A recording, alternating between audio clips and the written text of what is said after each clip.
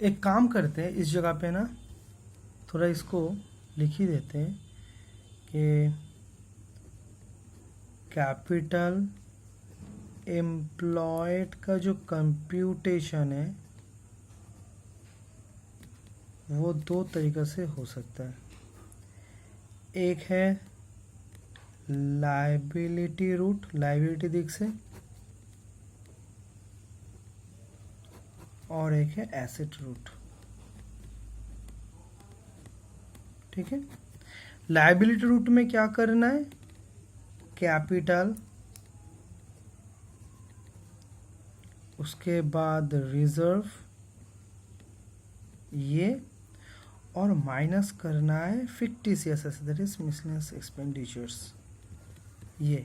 और ये सब छोड़ के जितना बचा रहेगा, पहले मिसलेनियस एक्सपेंडिचर एसेट साइड में ये रहता है, इसको छोड़ के बाद बाकी जितना भी एसेट होगा उसको ऐड करके लाइबिलिटी साइड है ये कैपिटल और रिजर्व को छोड़ के जितना भी रहेगा दैट इज जो Sunday creditor, Sunday creditors, bills payable, ये जो रहेगा इसको माइनस करना होगा, तब दोनों का ही बैलेंस और अमाउंट सेम ही आएगा कैपिटल एम्प्लॉयड का।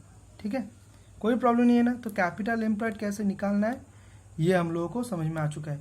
और एक चीज़ याद रखना, अगर कोई क्वेश्चन में कैपिटल एम्प्लॉयड ये वाला अमाउंट हम लोगों का कंप्यूटेशंस में अगर लगेगा तो हम लोग क्या करेंगे, ना ओपनिंग कैपिटल एम्प्लॉयड को यूज़ करेंगे ना क्लोजिंग कैपिटल एम्प्लॉयड को यूज़ करेंगे। कौन से यूज़ करेंगे, एवरेज कैपिटल एम्प्लॉयड। अब एवरेज कैपिटल एम्प्लॉयड कैसे हम निकालेंगे, opening capital employed plus closing capital employed divided by 2। अब तुम लोग बोलोगे कि भैया कैपिटल एम्प्लॉयड जो डिटरमाइन करना है वो तो समझ में आ चुका है कैसे डिटरमाइन करना है, मगर ओपनिंग कैपिटल एम्प्लॉयड कैसे डिटरमाइन करना है, क्लोजिंग कैपिटल एम्प्लॉयड कैसे डिटरमाइन करना है, ये कैसे हम लोग करेंगे। अरे कुछ नहीं, ये जो बैलेंस शीट है ये अगर ओपनिंग डेट का हुआ, ये जो बैलेंस शीट है ये अगर ओपनिंग डेट का हुआ तो ये दोनों मेथड में से कोई एक मेथड अप्लाई करके जो कैपिटल एम्प्लॉयड निकल के आएगा वो कौन सा होगा, ओपनिंग कैपिटल एम्प्लॉयड। अगर यही बैलेंस शीट क्लोजिंग का हुआ, ठीक है, तब सेम दोनों में से एक प्रोसेस अप्लाई करके, यही सबसे बेस्ट है, छोटा है, इजीली तुम डिटरमाइन कर पाओगे। तो क्लोजिंग बैलेंस शीट के ऊपर बेस करके या तो फिर क्लोजिंग डेटा को कंसीडर करके जो कैपिटल एम्प्लॉयड डिटरमाइंड होगा वो क्लोजिंग कैपिटल एम्प्लॉयड होगा। ठीक है, ये भी हो चुका है। चलो अब हम लोग क्या करेंगे ना, एक सम्स करेंगे। ठीक है, सम्स करने से पूरा चीज ही खत्म हो जाएगा, क्योंकि जो चीज समझाने का बाकी था वो भी आज पूरा हो चुका है। ठीक है, चलो एक सम्स कर लेते हैं। सुपर प्रॉफिट के ऊपर बेस करके, सुपर प्रॉफिट मेथड के ऊपर बेस करके गुडविल का वैल्यूएशंस देखते हैं कौन सा सम्स करते हैं। एक काम कर लेते हैं, सुपर प्रॉफिट के ऊपर बेस करके गुडविल कंप्यूटेशंस बाद में करेंगे, पहले कैपिटल एम्प्लॉयड कैसे डिटरमाइन हम लोग कर सकते हैं वो पहले कर लेते हैं। ठीक है, तो कंसेप्ट और भी स्ट्रांग हो जाएगा कैपिटल एम्प्लॉयड के ऊपर। उसके बाद जितना भी जगह आएगा जहाँ पे कैपिटल एम्प्लॉयड चाहिए उस जगह पे अच्छी तरीके से हम लोग यूज कर सकते हैं ये वाला कंसेप्ट को। ठीक है, तो एक बार देखो, calculate capital employed by the above two approaches.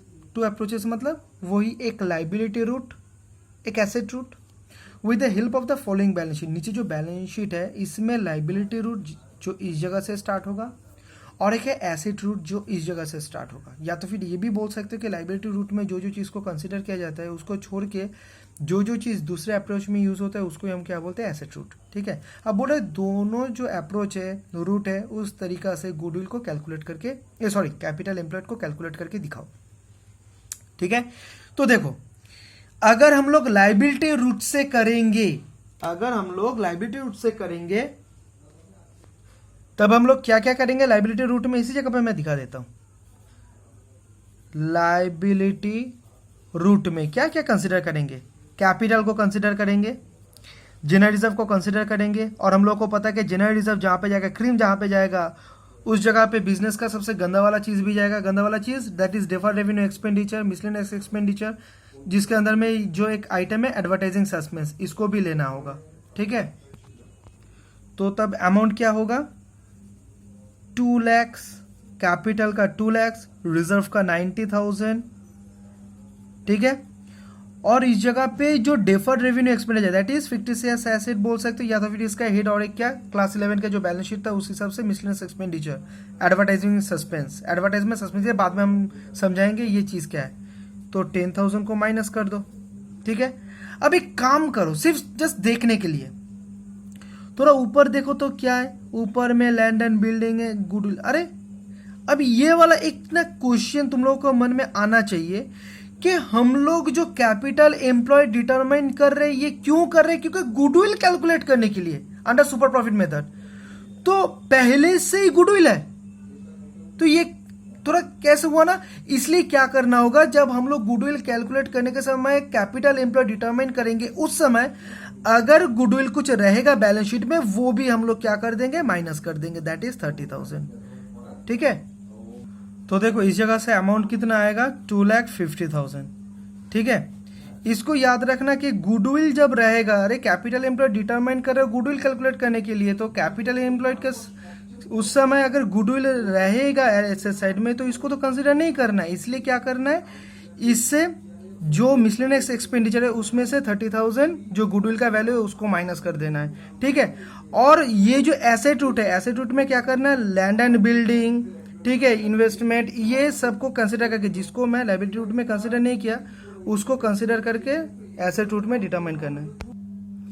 ये क्लियर हुआ है ना कि गुडविल को क्यों माइनस कर रहा हूं, क्योंकि कैपिटल एम्प्लॉयड मैं डिटरमाइन कर रहा हूं गुडविल कैलकुलेट करने के लिए, तो गुडविल पहले से अगर होगा तो फिर से क्यों कैलकुलेट करेंगे, इसलिए ये गुडविल को जो भी है बैलेंस शीट में इसको माइनस कर देना है, जैसे कि हम लोग ये एसेट साइड में डेफर्ड रेवेन्यू एक्सपेंडिचर्स को माइनस किए। तो एसेट रूट में क्या करेंगे, लैंड एंड बिल्डिंग को ऐड करेंगे, ये जो फिगर है 1,50,000 तो डायरेक्टली दिखा देते हैं। 1,50,000 ये तो कंसिडर नहीं होगा, ठीक है, क्योंकि ये जो गुडविल है ये लायबिलिटी रूट में कंसिडर हो चुका है। उसके बाद इन्वेस्टमेंट 50,000 ये भी ऐड होगा, तो 1,50,000 प्लस 50,000। उसके बाद स्टॉक भी है 50,000, उसके बाद डेटर्स भी है 70,000, उसके बाद कैश एट बैंक 30,000, ठीक है। और ये तो नहीं होगा, और इस जगह से सिंडिकेटेड और आउटस्टैंडिंग एक्सपेंसेस दोनों मिला के 1,00,000 माइनस कर देंगे, तो कितना है 2,50,000। ये जो एसेट रूट है इस जगह से भी आ रहा है 2,50,000, आएगा ही आएगा, क्योंकि जो दोनों साइड का बैलेंस है टोटल वो सेम है, ठीक है, इसलिए बैलेंस तो रहेगा। अगर इस जगह से जो चीज़ को कंसिडर करोगे और इस जगह से जो कंसिडर करोगे एक मेथड पे, दूसरे मेथड में जो कंसिडर नहीं किया अगर उस मेथड वो उसको कंसिडर करोगे तो ऑटोमेटिकली दोनों का जो बैलेंस आएगा दोनों ही सेम ही आएगा। अच्छा एक चीज गोपाल मुझे पूछ रहा है कि भैया इन्वेस्टमेंट के साइड में ये ट्रेड ये क्या है, मैंने बोला क्यों, तुम्हें तो पता है कि इन्वेस्टमेंट दो किस्म का होता है, एक ट्रेड इन्वेस्टमेंट एक नॉन ट्रेड इन्वेस्टमेंट।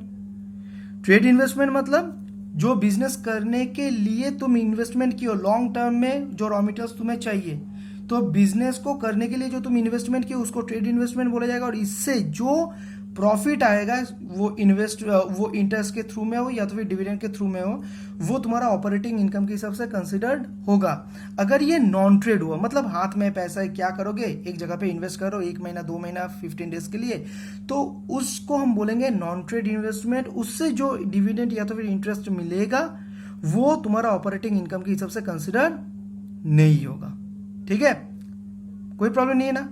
अब एक बात सुन लो भैया, एक ही जगह पे मैं बोल देता हूं, अगर मान लो ये नॉन ट्रेड इन्वेस्टमेंट, ये तो इन्वेस्टमेंट है और ये ट्रेड इन्वेस्टमेंट भी है, मगर मान लो ये नॉन ट्रेड इन्वेस्टमेंट है, तब क्या करोगे पता है, नॉन ट्रेड अगर इन्वेस्टमेंट हुआ तब ये जो लायबिलिटी रूट में तुम कैपिटल एम्प्लॉयड कैलकुलेट कर रहे थे उस समय ये नॉन ट्रेड इन्वेस्टमेंट का वैल्यू भी माइनस हो जाएगा, याद रखना प्लीज। इसका लॉजिक मैं बाद में जाके बताऊंगा, मगर अभी बहुत समझा दिया, बहुत तुम लोग भी समझ चुके हो, तो मैं फिर से एक कंसेप्ट को टच नहीं कर रहा हूं, सिर्फ ये मैं बोल रहा हूं अगर ये जो इन्वेस्टमेंट है, जैसे इस जगह पे मैं मान रहा हूं नहीं, क्लियरली है ट्रेड इन्वेस्टमेंट, इसलिए ये ट्रेड इन्वेस्टमेंट को मैं लायबिलिटी रूट में जब कैपिटल एम्प्लॉयड निकालने के लिए जा रहा था उस समय मैंने कंसिडर नहीं किया, मगर यही मान लो इन्वेस्टमेंट बोल के ये विद इन ब्रैकेट में नॉन ट्रेड है उस समय ये नॉन ट्रेड इन्वेस्टमेंट को हम ये लायबिलिटी रूट में जब कैपिटल एम्प्लॉयड निकालने के लिए जाएंगे उस समय जैसे गुडविल और ये डेफर्ड रेवेन्यू एक्सपेंडिचर या तो फिर मिसलेनियस एक्सपेंडिचर को माइनस कर रहे थे, उस हिसाब से ये इन्वेस्टमेंट को भी हम लोग माइनस कर देंगे। ठीक है, और सेम वे में अगर ये नॉन ट्रेड हुआ, जब एसेट रूट में कैलकुलेट करने जाएंगे उस समय एसेट के बीच में जैसे गुडविल को नहीं हम लोग कंसिडर कर रहे, उस हिसाब से भी नॉन ट्रेड अगर इन्वेस्टमेंट होता तो उसको भी हम लोग कंसिडर नहीं करेंगे। ये याद रखना, ठीक है। चलो देखो मैंने ये चार्ट में ये ऐड भी कर दिया और तुम लोग नोट डाउन कर लेना ये, ठीक है। Capital employed, computations, liability route, capital reserve, miscellaneous expenditure, या तो फिर इसको बोल सकते हो डेफर्ड रेवेन्यू एक्सपेंडिचर, ठीक है। और अगर गुडविल रहा given in the balance sheet asset side, अगर एसेट बैलेंस शीट का जो एसेट साइड है उसमें अगर गुडविल रहा उसको भी माइनस करना होगा लाइबिलिटी रूट से, या तो फिर लाइबिलिटी रूट में कंसिडर करना होगा। अगर इन्वेस्टमेंट रहा और वो इन्वेस्टमेंट नॉन ट्रेड इन्वेस्टमेंट हुआ, वो भी लाइबिलिटी रूट में जब कैपिटल एम्प्लॉयड कंप्यूट करने जाओगे वो भी माइनस करना होगा, या तो फिर लाइबिलिटी रूट में कंसिडर करना होगा। और जो जो चीज़ लाइबिलिटी रूट में कंसिडर करोगे वो चीज़ एसेट रूट में कंसिडर नहीं होगा, ठीक है। अच्छा, अब एक सम्स कर लेते हैं, उसके बाद सुपर प्रॉफिट मेथड से कैसे गुडविल कैलकुलेट करना है वो हो जाएगा। देखो, balance sheet of Messrs super stores as at 31 March 2020 was as follows. ये ईयर में ये बैलेंस शीट था। लाइबिलिटी साइड में capital reserve, sundry creditors, outstanding expenses, cash credit. ये हम लोग को पता है जो बैंक का जो फंक्शंस होता है, लेंडिंग मनी, उसमें कैश क्रेडिट रहता है कि कितना पैसा दिया जाता है। तो उस हिसाब से एक बिजनेस कितना बैंक से पैसा उठा के लेके आया है थ्रू कैश क्रेडिट, वो एक बिजनेस के पॉइंट ऑफ व्यू से क्या है, लाइबिलिटी है, इसलिए वो कैश क्रेडिट लाइबिलिटी साइड में आएगा। इस जगह पे क्या है, land and building, computer, furniture investment. अब ये इन्वेस्टमेंट है कौन सा इन्वेस्टमेंट, ट्रेड इन्वेस्टमेंट या तो फिर नॉन ट्रेड इन्वेस्टमेंट, ठीक है। तो इसको हम लोग एक काम करते हैं, कुछ नहीं है तो हम लोग के हिसाब से इसको एज्यूम कर सकते हैं कि ये नॉन ट्रेड है। तो जब नॉन ट्रेड होगा तब क्या करना होगा, जब लाइबिलिटी रूट में हम लोग कैपिटल एम्प्लॉयड कैलकुलेट करने जाएंगे तब इसको हम कंसीडर करेंगे। अगर इस जगह पे गुडविल रहता उसको भी कंसीडर करता, ठीक है। उसके बाद stock, sundry debtors, bills, receivables, cash in bank, ये वाला भी आएगा, डेफर्ड रेवेन्यू एक्सपेंडिचर। तो क्या करना है, देखो कितना ईजी है। 4,50,000 लाइबिलिटी रूट में ये ऐसे ही हो जाएगा, 4,50,000। उसके बाद रिजर्व 2,50,000, ठीक है, ये आया, ये दोनों आया। और इस जगह से ये इन्वेस्टमेंट आ जाएगा लेस 1 लाख, और इस जगह से ये 50,000। बस हो गया, कैपिटल एम्प्लॉयड निकल के आ गया। देखो कितना आता है, 4,50,000 प्लस 2,50,000 और माइनस 1,50,000, दैट इज 5,50,000 आ गया कैपिटल एम्प्लॉयड, ठीक है। अब ये कैपिटल एम्प्लॉयड कब का है, ओपनिंग का या तो फिर क्लोजिंग का है, क्लोजिंग का है, क्योंकि जो बैलेंस शीट है ये क्लोजिंग डेट में है। अब यही चीज अगर कैपिटल एम्प्लॉयड अगर एसेट रूट में डिटरमाइन करने जाओगे तो क्या होगा, इसको कंसिडर करो, इसको कंसिडर करो, फर्नीचर को कंसिडर करो, स्टॉक को कंसिडर करो, सन्ड्री डेटर्स को कंसिडर करो, बिल्स रिसीवेबल को कंसिडर करो, कैश इन हैंड को कंसिडर करो, और इस जगह से सन्ड्री क्रेडिटर को कंसिडर करो, माइनस कर दो, आउटस्टैंडिंग एक्सपेंस को माइनस कर दो, कैश क्रेडिट को माइनस कर दो। आंसर एसेट रूट में भी सेम आएगा, दैट इज ₹5,50,000, ठीक है। तो कैपिटल एम्प्लॉयड आ चुका है। अब क्वेश्चंस देखो नीचे में क्या है, average profit was 1,25,000, that is actual profit है, ठीक है। और हम लोग को क्या करना है, हम लोग को नॉर्मल प्रॉफिट डिटरमाइन करना है। कैसे, जो नॉर्मल रेट ऑफ रिटर्न है वो कैपिटल एम्प्लॉयड के ऊपर चार्ज करना है, उस जगह से नॉर्मल रिटर्न आ जाएगा, वो 1,25,000 से माइनस करना है। तो कितना एक्सेस प्रॉफिट अर्न कर रहा है, दैट इज सुपर प्रॉफिट, वो डिटरमाइन हो जाएगा। अब देखो क्या है normal rate of return, you are to calculate goodwill of 3 years purchase of super profit if the normal rate of return is 15%, ठीक है। एक काम करो, ये जो 5,15,000 है इसके ऊपर 15% चार्ज कर दो, तो चार्ज करके आएगा कितना, इंटू 15%, 82,500, ठीक है। अब क्या करना है, ये जो 1,25,000 है ये ऐसे ही हो जाएगी ये सब कैलकुलेशन। 1,25,000 से 82,500 माइनस कर दो, तो माइनस करने से आएगा कितना, चलो इसको इस जगह पे करते हैं, 1,25,000 माइनस 82,500 आ रहा है कितना? 1,25,000 माइनस 82,000 42,500। अब इसको ईयर ऑफ परचेज से मल्टीप्लाई कर दो। ईयर ऑफ परचेज कितना है? 3। बस आ गया तुम्हारा गुडविल। मैं बुक में किया, इसके कारण यही है कि उतना कॉम्प्लिकेटेड नहीं है ये, तुम आसानी से कैलकुलेटर हाथ में लेके तुम कैलकुलेट कर सकते हो। तो 1,27,500 ये है। अब मैं क्या करूंगा, इसको कैसे इसको प्रेजेंट करना है उस हिसाब से मैं तुम्हें दिखा दूंगा, ठीक है। और एक चीज याद रखना कि दोनों तरीके से तुम कैपिटल एम्प्लॉयड, एसेट रूट और लायबिलिटी रूट, दोनों तरीके से, दोनों अप्रोच से तुम कर सकते हो, मगर कोई एक से तुम कैलकुलेट करके देना, दोनों ही दिखाना नहीं है। अगर दोनों बता दे कि दोनों अप्रोच से निकालो तब अलग बात है। और इस जगह पे देखो एकदम ऊपर में जो है ना, वो non trade investment are given. ये जो इन्वेस्टमेंट है ऊपर में क्लियरली मेंशन है कि ये जो इन्वेस्टमेंट है इसको आपको नॉन ट्रेड के हिसाब से कंसिडर करना है। अगर ये ट्रेड इन्वेस्टमेंट हुआ तब इस जगह पे ये जो 1 लाख है इन्वेस्टमेंट का, ये हम लोग कंसिडर एकदम से नहीं करते, ठीक है। तब वो एसेट में कंसिडर हो जाता। बार बार देखना है, ये सब कंसेप्ट को अच्छी तरीके से दिमाग में रखना है, क्योंकि बाद में जाके जब रेशियो एनालिसिस आएगा तब सेम कंसेप्ट 95% सेम रहेगा और एक चीज ऐड होगा, मगर यही वाला सबसे टफ एक जगह कॉम्प्लिकेटेड होने वाला है। मगर ये अगर इस जगह पे तुम क्लियर कर लोगे तो रेशियो एनालिसिस का बहुत एक कॉम्प्लिकेटेड सिचुएशंस अभी सॉल्व हो गया है, ठीक है। इसलिए बहुत अच्छी तरीके से ये वाला वीडियो देखना, ठीक है। देखो इसी जगह पे, इतना छोटा जगह पे ही कर रहा हूँ। कैपिटल एम्प्लॉयड, इस जगह पे पहले लिख देना capital employed under liability route, ठीक है। इस जगह पे पहले ये लिखना कि कैपिटल जो आइटम है वो पहले लिख लेना, कैपिटल रिजर्व जितना भी जो चीज़ है लिखने के बाद उसके बाद अमाउंट्स देना।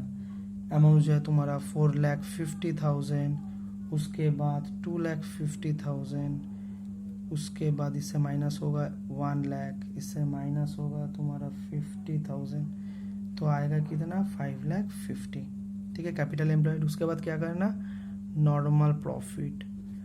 जब नॉर्मल प्रॉफिट लिखोगे पहले क्या करना, कैपिटल एम्प्लॉयड लिखना वर्ड से लिखना, ठीक है। Capital employed into normal rate of return, तो मैं डायरेक्टली ये लिख रहा हूँ इंटू कितना है 15%। जब 15% चार्ज करोगे आएगा 82,500, ठीक है।